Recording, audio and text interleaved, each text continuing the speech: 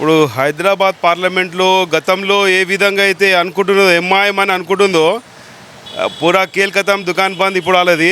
ఒకటే చెప్తున్నా, ఇక్కడ మొన్నటి వరకు మజహబ్ చెప్పుకొని ఓట్లు వేయించుకున్నాడు ఆ महान भाव ओवैसी ब्रदर्स అని అవుతున్నారు. मज़हब का दुनिया चले गया, पब्लिक सब पढ़े लिखे हुए है, सब पब्लिक मालूम हो रहा हैदराबाद मेट्रो नहीं लाने दिए, होल सिटी को डेवलपमेंट करने नहीं दिए. इसीलिए हम बीजेपी वाले अभी एक ही बोल रहे, डेवलपमेंट होना, పబ్లిక్ भी डेवलपमेंट हो रहा. సో ఇప్పుడు ఏ విధంగా అయితే యావత్ భారతదేశంలో డెవలప్మెంట్ జరుగుతుందో అదే విధానంగా హైదరాబాదు గత 30 సంవత్సరాల నుంచి వెనుకబడిపోయింది. హైదరాబాద్ పార్లమెంట్ వెనుకబడిపోయింది. ఈయనకి 20 సంవత్సరాల నుంచి ఈయన ఒక ఎంపీగా ఉండి పార్లమెంట్లో దునియా గురించి మాట్లాడతాడని హైదరాబాద్ గురించి ఫండ్స్ ఆడడానికి చేత కాదా? ఎన్ని బ్రిడ్జ్లు వేయచ్చు, ఎంత మూసి రివ్యూ, ఎంత ట్రాఫిక్ ఎంత కన్సెషన్ అవుతున్నది, ఒక మెట్రో తేలేకపోయిండు. ఎప్పుడో 20-50 సంవత్సరాల కింద ఉన్న డ్రైనేజ్ సిస్టమ్ అట్లనే ఉన్నది, అదే వాటర్ లైన్స్ అదే ఉన్నది. డెవలప్మెంట్ ఏం చేస్తుండు? కావుగా పైసే పూరే శాస్త్రీపురం తుమారా महल में क्या ఎక్కడ పోయినావు నువ్వు? ఇన్ని రోజులు ఎక్కడ పెట్టినావు ఈ పైసలని? ఏ పార్టీ వస్తే టీఆర్ఎస్ వస్తే టీఆర్ఎస్ డైరెక్ట్ పోతాడు, అక్కడ ఒప్పందం చేసుకొని కోట్ల రూపాయలు దున్నుకున్నావు. కాంగ్రెస్ వాళ్ళతోటి ఏ పార్టీ వస్తే ఆ పార్టీతో గులాంగిరి చేస్తాడు. కాంగ్రెస్ గులాంగిరి మళ్ళీ మేమంటారు ఓల్డ్ సిటీ का शेयर. अरे कहाँ का शेयर है तू? शेयर है तो डेवलपमेंट बता. शेयर बोले तो खाली मुँह पिराने का नहीं, पब्लिक को सेवा कर. इतने सालों से पब्लिक को औले बना दिया तू. क्या ये एमआईएम यही है क्या? एमआईएम पार्टी बोलो तो मजहब बोल के वोटा डाला के और पब्लिक को पूरा ये नाला में गंदी में रहने का क्या? ఓల్డ్ సిటీ అసలు ఎక్కడ హైదరాబాద్ ఎంత అద్భుతమైన గుళ్ళు ఉన్నాయి, ఎంత మంచి వ్యవస్థ ఉన్నది, ఎయిర్పోర్ట్కు దగ్గర ఉన్నది, మరి అన్ని విధాలుగా heart of the city Hyderabad. దీని దరిద్రం రేఖలు తీసుకుపోయింది ఎంఐఎం పార్టీ. ఇక్కడ ఉన్న 7 ఎంఐఎం ఎమ్మెల్యేలు ఉన్నారు, బేకార్, వాళ్ళకి ఏం తెలియదు, అసలు డెవలప్మెంట్ ఏంటో తెలియదు. ఏమైనా ఆ దారుసాలంలో కూర్చుంటారు, దారుసాలంలో కూర్చొని అరే ఎవరైతే మీటర్ బిల్లు కట్టలేదో వానికి ఉల్టా సపోర్ట్ చేస్తారు. అరే బిల్లులు కడితేనే కదా డెవలప్మెంట్ అవుతుంది. ఎప్పుడైతే నువ్వు కరెంట్గా వాడినావో, వాటర్ బిల్లులు వాడినావో, దానికి బిల్లులు కడితేనే కదా నెక్స్ట్ నీకు డెవలప్మెంట్ అవుతుంది. కట్టాడు, ముంచేస్తాడు, ప్రాపర్టీ ట్యాక్సులు కట్టారు, మరి ఎక్కడ చేస్తాడు డెవలప్మెంట్ నీకు అవుతుంది? అందుకోసమే నేను ఒకటే చెప్తున్నా, ఇప్పుడు ప్రజలు కూడా ఏ మజహబ్ అయినా ఒకటే చెప్తున్నా, హిందువే కాదు ముస్లిమ్స్ కూడా అందరూ, మైనార్టీలు అందరూ కూడా డెవలప్మెంట్ కావాలంటారు. వాళ్ళ పిల్లలు కూడా చదువుకుంటున్నారు, వాళ్ళ పిల్లలు కూడా సాఫ్ట్వేర్ కంపెనీలో పనిచేస్తున్నారు. वो बच्चों भी कंप्यूटर का काम कर रहे हैं, आईटी फॉर्म में काम कर रहे हैं, दुबई जा रहे हैं, उधर जा. तो एक ही पूछ रहे यहाँ के मज़हब के, ये एमआईएम इतने दिन जो गेम खेला ना मज़हब का दुकान बंद हो गया, डेवलपमेंट की पूछ रहे. तो यही एक बात बोलता हूँ, पूरी पब्लिक हैदराबाद पार्लियामेंट पूरे आम एक ही बोल रहे हैं, कौन डेवलपमेंट देगा उनको वोट देंगे. तो अभी पूरे इंडिया में कैसा मोदी साहब डेवलपमेंट कर रहे हैं, Bharatiya Janata party government, central government कैसा डेवलपमेंट कर रहे हैं, ऐसी डेवलपमेंट 100% एक बार पब्लिक डेवलपमेंट मौका दिया तो हैदराबाद पार्लियामेंट को एक बेहतरीन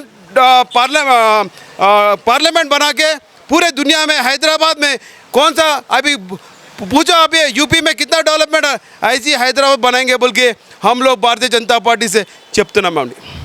అంటే జనరల్గా ఇప్పుడు మనం చూసుకున్నా కూడా ఇంకా పోటీ ఉన్నాయి, ఇంకా వేరే పార్టీలు కూడా ఉన్నాయి, బీఆర్ఎస్ ఉంది, కాంగ్రెస్ ఉంది, మరి వాళ్ళు పోటీ గారా మీకు? కాంగ్రెస్ బీఆర్ఎస్, అసలు బీఆర్ఎస్ ఉందా?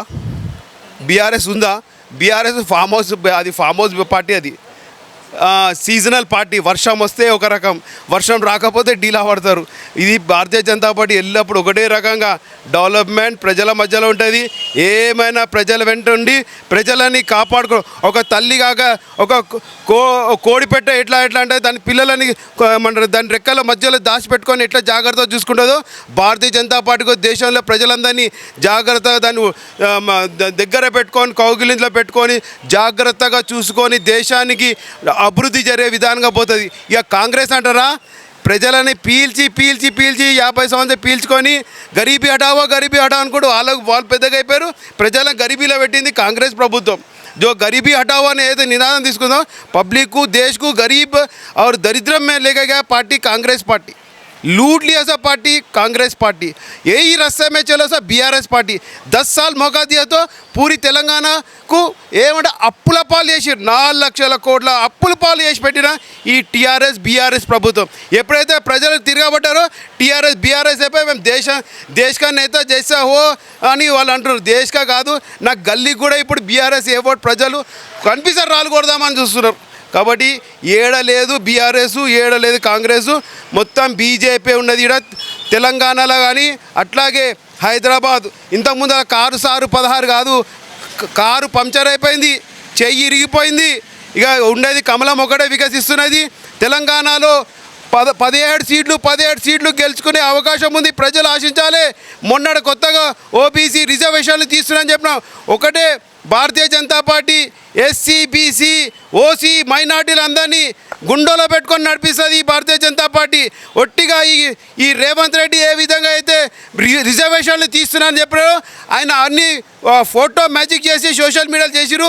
ఆయన మీద కేసులు బుక్ అయినాయి. అది తప్ప రుజువు అవుతుంది, లోపల పోతాడు ఆయన రేవంత్ రెడ్డి. ఈ విధంగా భారతీయ జనతా పార్టీ ఏదైతే చేస్తుందో దాని గురించి తప్పుడు ప్రచారం చేస్తే మాత్రం ఊరుకునే లేదు. సోషల్ మీడియా కాదు, ఏ మీడియా అయినా ఉండనివ్వండి, ఊకునే లేదు. తప్పకుండా మేము భారతీయ జనతా పార్టీ నుంచి ఒక్కటే చెప్తున్నాము, హెచ్చరిస్తున్నాము, ప్రేమతో చెప్తున్నాము. మా దగ్గర రాకండి, మీరు ఏం చేస్తారు చెప్పండి, అంతేగాని మేము చెప్పిన దాన్ని తప్పు దావలో తీసుకుపోయారా ఊకునేది లేదు.